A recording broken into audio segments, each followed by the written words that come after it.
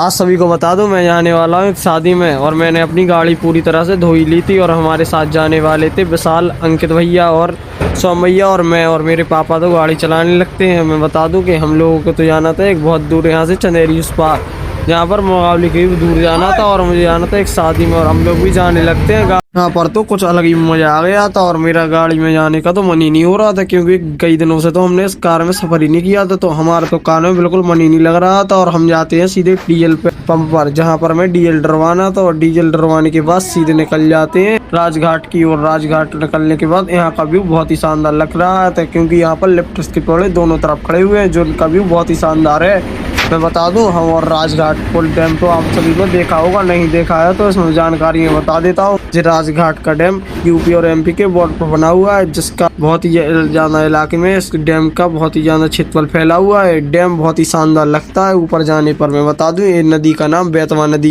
ये नदी भी बहुत ज्यादा लंबी है और इसका क्षेत्रफल भी बहुत ज्यादा फैला हुआ है। और मैं आ चुका था उस पुल पर, जिस पुल को पार करने से यूपी और एमपी का बॉर्डर झुकता है, तो मैं इस पुल को पार कर सीधा एमपी में जा रहा हूँ, यूपी को छोड़कर। तो मैं बता दूं आप लोगों को बता दूं कि मुझे पकड़ ले आया ना, नहीं तो मैं एमपी में ही रह जाऊंगा। सीधा मैं आ जाता हूँ एमपी में और मैं बता दूं एमपी में सीधा मैं चंदेरी की ओर निकलने लगता हूँ। तो मैं बता दूं मैं चंदेरी का एक बहुत ही शानदार व्यू पहाड़ों पे सो आप देख ही रहे होगे हमारी वीडियो में, कितना शानदार लग रहा है। मैं पहाड़ी इलाके में जा रहा हूँ, जो कि मैं पहाड़ों पर चढ़ता हुआ सीधा एमपी की गलियों को चीरता हुआ सीधा अपनी मंजिल की ओर जा रहा हूँ। मैं बता दूं इस पर बहुत ही ज्यादा मजा आ रहा था और चंदेरी पर बहुत ही ज्यादा अच्छे ऐतिहासिक कलाकार हैं, जिनकी ऐतिहासिक कहानी यहाँ पर बहुत ही ज्यादा कई ज्यादा फिल्मों में आपने चंदेरी का किला जरूर देखा होगा। तो मैं चंदेरी का किला दिखाता हूँ, जी देख सकते हैं आप। ऐतिहासिक इमारतें बनी हुई है। मैं बता दूं ऐतिहासिक इमारतों को बहुत ही ज्यादा यहाँ का नामचीन है।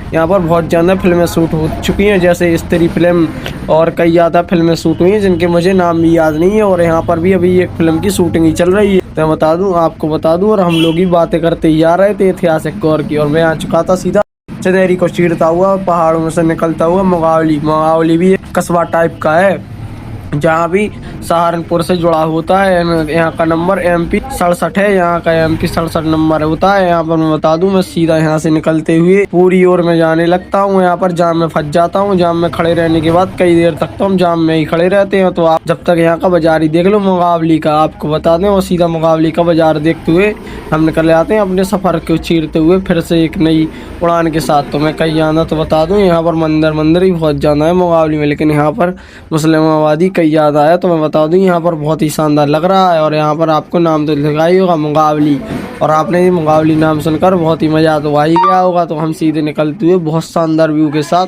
हमारा मन नहीं लग रहा था, फिर मैं वीडियो बना ही रहा हूँ। मैं बता दूं भाई कि यहाँ पर मन लगने का कोई काम ही नहीं लग रहा। और मैं शादी समारोह में पहुंचने वाला था और कुछ देर के बाद मैं सीधे शादी समारोह में पहुंच ही जाता हूँ। यहाँ पर बता दूं कि यहाँ पर तो मुझे रिश्तेदारों की कमी नहीं लग रही थी, क्योंकि यहाँ पर एक लड़की की शादी थी जिसके मेरे रिश्तेदार हैं, जी के मामा के भांजे, और मेरी भांजी तो रोने लगी थी और मुझे तो मजा ही आ गया था। जे हमारे सोमिल और ऋतिक भाई भी यहाँ पर मुझे दिखी गए, जो है पंप पे नन्हे वन्ने बच्चे की तरह खेल रहे थे और मेरी ताज़ा यादें हो जाती हैं। यहाँ पर आने के बाद तो मेरा मन ही नहीं लग रहा था, तो मैं एक शानदार व्यू पर आ जाता हूँ, जहाँ का व्यू देखकर बिल्कुल मन तो बिल्कुल गार्डन हो गया था। जिसके बाद मुझे तो ऐसा लग रहा था कि कुछ कांड ऐसे करने पड़ जाएंगे यहाँ पर कि मैं इस पानी में तो डुबकी मार लूँ, मुझे मज़ा आने लगता है। और मैं बता दूं यहाँ का व्यू तो बहुत ही शानदार लग रहा था, जो कि आपको वीडियो में देख ही सकते हैं। यहाँ पर एक छोटा सा झरना है, जहाँ पर ऐसा लग रहा था कि दिन भर सो रहे। और मैं सीधा आ चुका था खाने के पास। यहाँ खाना देखकर तो ऐसा लग रहा था कि क्या पता कभी ऐसा खाना मिल रहा है कि नहीं हमें। और मेरी पत्तल तो पूरी तरह से सज गई थी, जैसे दुल्हन सज जाती है।